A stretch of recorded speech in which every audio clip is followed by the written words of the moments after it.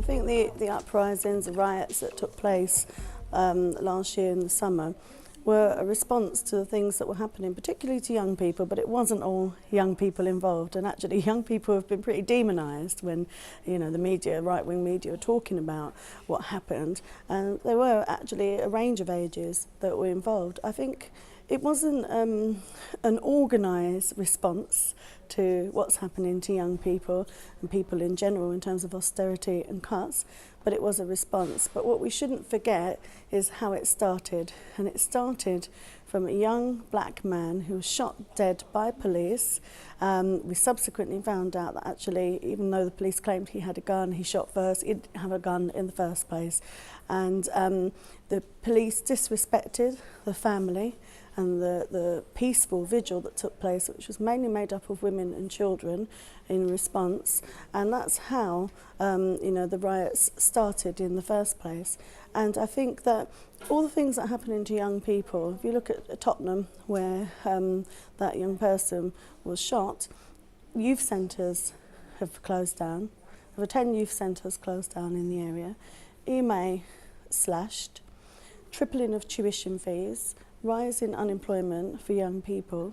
And later on, when the TUC and the Guardian carried out some research on the riots, what they established, that's actually what my organisation Barrack was saying that summer when we were going out doing meetings, is that the vast majority of them took place in areas that are officially declared deprived, and they were also areas that had the highest take-up of EMA before EMA was slashed.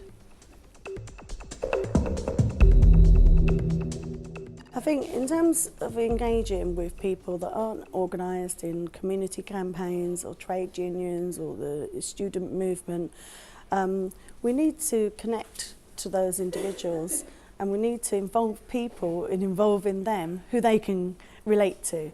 That makes it. So if it's other young people, it's other people who live in their communities and understand where they're coming from and what they're experiencing, that's more likely to draw them in. Recruits like. We know that from a trade union context that women are more likely to recruit other women members, black members are more likely to recruit other black members, and so on.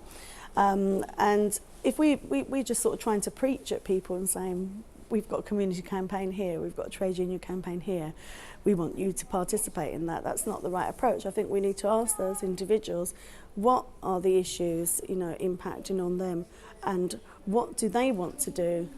Perhaps they can use what sort of skills they've got, creative skills perhaps, to actually generate a campaign out of the things that they love doing and they're passionate about doing in the first place. I think trade unions have got a crucial role, key role to play in campaigning against austerity, bringing people together to resist the cuts. Obviously, strike action is one way to do that, and you can only do that if workers are members of a trade union.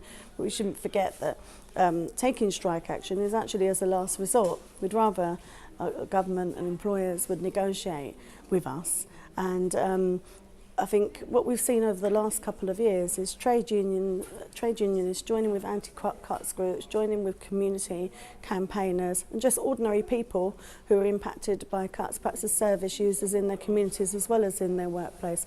And I think unions, have a lot of weight. They have a lot of power if they use that power to draw people in, but it's not just about drawing people in to join trade unions and participate in trade union activity.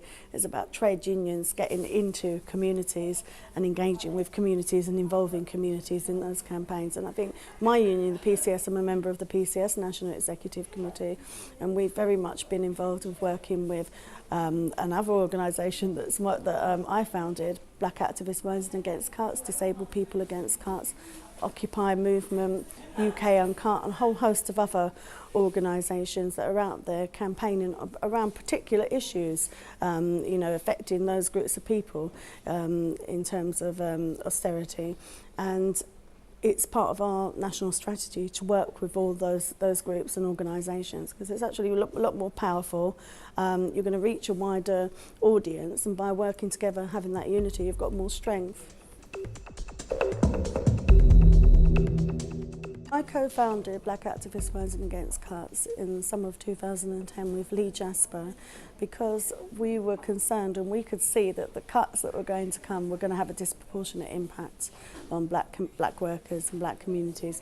And we'd seen it happen already with previous rounds of cuts under the previous government, including relocation out of London. And I came from primarily a trade union background, Lee came from a community background. And when we set up our mission statement, we made it clear that it was about bringing service users, communities and workers together, because we felt it was essential to bring all of those groups together, because people aren't just impacted by cuts in the workplace or in communities or in services they use. It's everything that's impacting on everybody. Those of us that deliver public services are also service users, so it's important to bring those groups together, and historically they hadn't come together for quite some time or at all in some aspects. So our aim was to bring all of those different sectors of community together to campaign around the cuts, but also to mobilise people to participate in the national and regional and local campaigns that were going on, to ensure that we had a voice in all the anti-cuts groups and trades councils and so on, so that the issues impacting on us in terms of racism and the disproportionate impact on black people wasn't forgotten or ignored, because we were there making those points. And also to ensure that people were armed with the knowledge and the tools to challenge the cuts themselves, to run a campaign. So people who maybe had never run a campaign before would we'd run workshops and seminars, so people would know, these are the different aspects of the law, Parliament, how you mobilise people, organise a campaign, set up a public meeting and so on, how you do a demonstration, contacting the police, all the small little bits that you have to be aware of to bring a campaign together, because often it's people that hadn't had any experience of campaigning, and also not necessarily aware of the law in terms of equality impact assessments, freedom of information, taking judicial review action. So looking at all of the different tools that they could use to run a campaign, but also boosting that by giving them some support. And we started off as a national organisation, and we built regional structures, and those regional structures, and one in Scotland, largely run themselves. So